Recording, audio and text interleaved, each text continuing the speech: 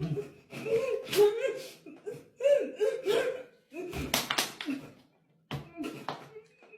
n'y aura pas de rire cette fois. Je suis là en fait pour vous raconter mon histoire. Quand j'avais 17 ans, j'ai été victime d'un viol ou agression sexuelle, appelez ça comme vous voulez. J'étais à l'école, au lycée du coup, et quand j'étais au lycée, j'étais internée dans un internat et j'étais aussi quelquefois hébergée par quelqu'un qu'on va dire ma soeur. Et pendant ma période de lycée, bon, tout va bien. Et c'était les grandes vacances d'été. Et ma mère, elle déménageait. Et moi, je lui ai dit qu'en fait, je voulais pas déménager parce que du coup, moi, j'ai déjà commencé mes études et il me restait qu'une année à finir. Donc, je voyais pas vraiment l'intérêt de changer de lycée en plein milieu du parcours. Et, pardon. Et du coup, bon, tant bien que mal, elle a accepté. Elle m'a du coup laissé chez cette sœur. Et du coup, bah, c'est compliqué. Du coup, bon, pendant les vacances d'été, au début tout se passait bien. Je m'entendais avec son petit ami, parce que pour moi aussi j'avais mon petit ami. Je m'entendais bien avec lui. Et pendant les vacances d'été, quand elle travaillait, bah, j'essayais au maximum en fait de pas rester dans la même maison que le gars, parce que j'étais pas trop à l'aise à l'idée de me retrouver seule avec un gars déjà. Et du coup, un jour,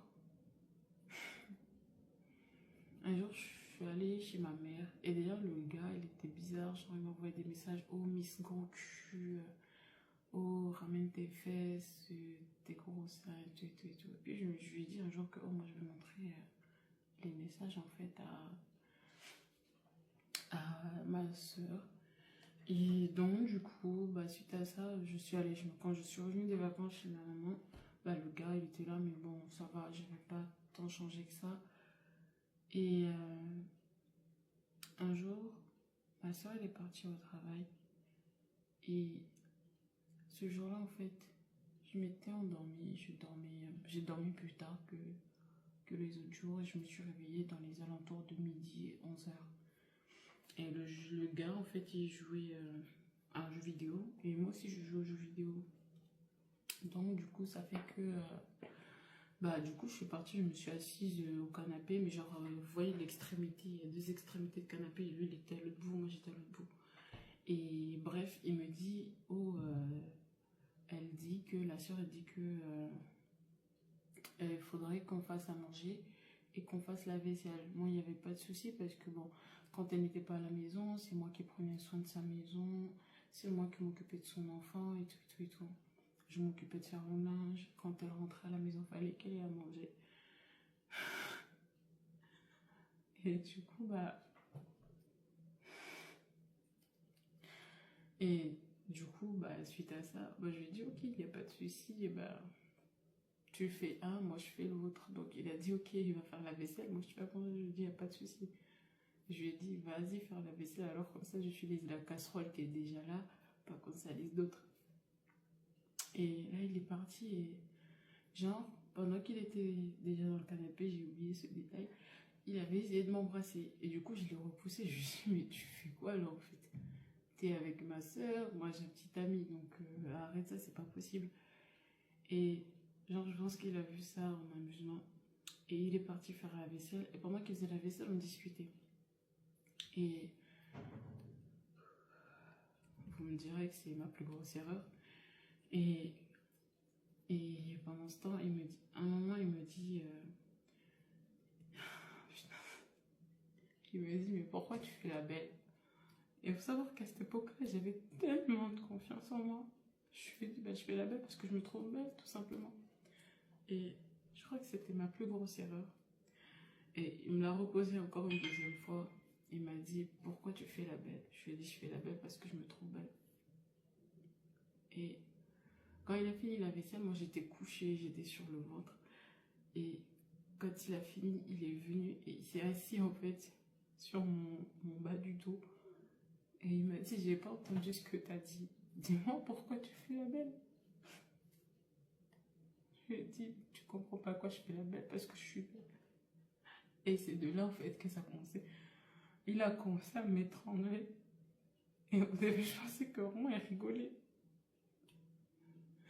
Il a commencé à m'étrangler et je me suis dit, je lui ai dit, mais qu'est-ce que tu fais? Bouge de là, tu me fais mal. Sauf que lui, il a pas lâché. Et j'ai essayé de me débattre. Je me suis débattue jusqu'à ce que je suis tombée du canapé. Et malgré que je sois tombée, il m'a pas lâché. Et c'est de là qu'il m'a suivi. Et quand je suis tombée en fait sur le dos. Et là, il s'est assis sur mon bas du ventre et il a commencé à me déshabiller. Et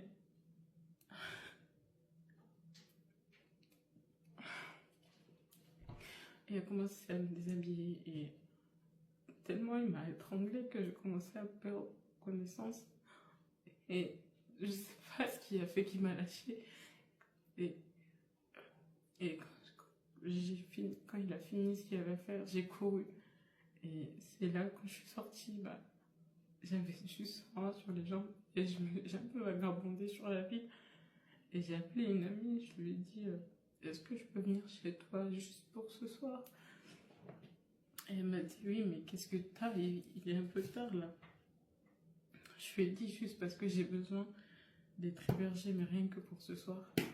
Et elle m'a dit ok, il n'y a pas de souci. Elle est venue me chercher à la gare et quand elle m'a vue à la gare, j'avais des marques au niveau du cou. Et putain.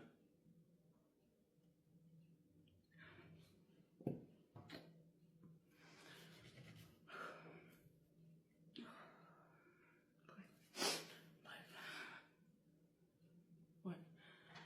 Et quand elle m'a vue, j'avais des marques au niveau du cou et elle a dit mais qu'est-ce qui t'est arrivé? Je lui ai raconté l'histoire parce que c'était ma meilleure amie. Et c'est de là que elle m'a dit oui mais il faut appeler la police. Et je lui ai dit non, faut pas appeler la police et tout, je veux pas avoir de soucis. Et c'est de là que elle a appelé son père parce que son père lui il était médecin dans les comment ça s'appelle, dans les centres hospitaliers pour les gens qui font la guerre. Et c'est là que son père lui a dit qu'il ne faut pas l'héberger, il faut l'emmener aux urgences, au moins les urgences, pour qu'on puisse l'ausculter, qu'on puisse voir si tout va bien. Et c'est là qu'en fait, ils ont appelé la police. Et quand j'ai entendu la sirène des policiers, tout, et là j'ai commencé à paniquer. Je marchais, mais rapidement, à un moment j'ai voulu courir, mais je me suis évanouie, j'ai fait une crise de panique. Et quand les pompiers sont venus, ils m'ont regardé, ils ont dit que j'ai des saignements et tout. Et puis après, ils m'ont emmené aux urgences. Et là, aux urgences, ils m'ont regardé et ils ont dit que j'avais des lésions et que je saignais.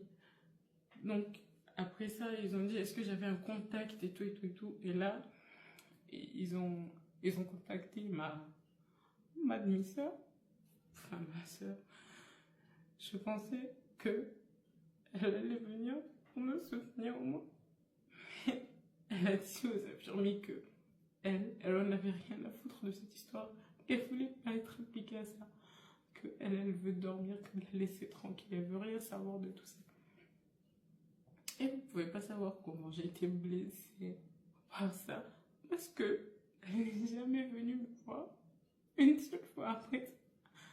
Et je suis restée 24 heures aux urgences. Et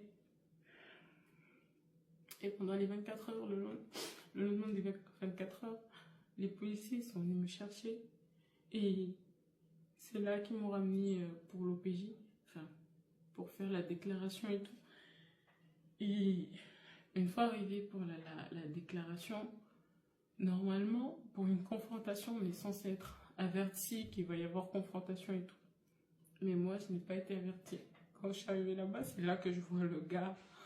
Il est là, il souriait, genre. Et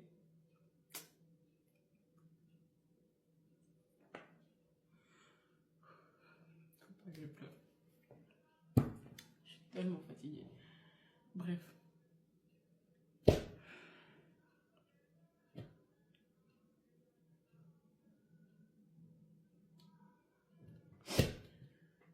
Je disais donc que quand on est arrivé à la confrontation, le gars il souriait.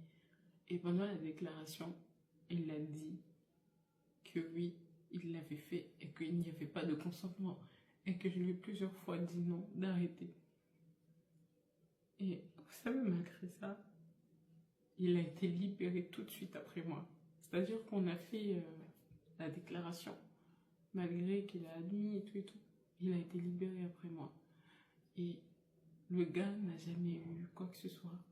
Et je n'ai jamais eu de retour sur le dossier. Et jusqu'à aujourd'hui, vous savez, cette histoire me marque beaucoup. Je l'ai racontée à Véran et tout et tout et tout. Et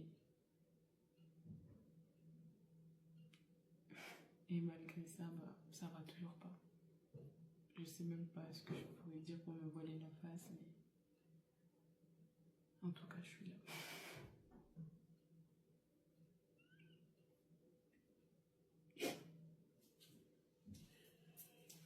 Mais t'es là depuis tout à l'heure. C'est pas.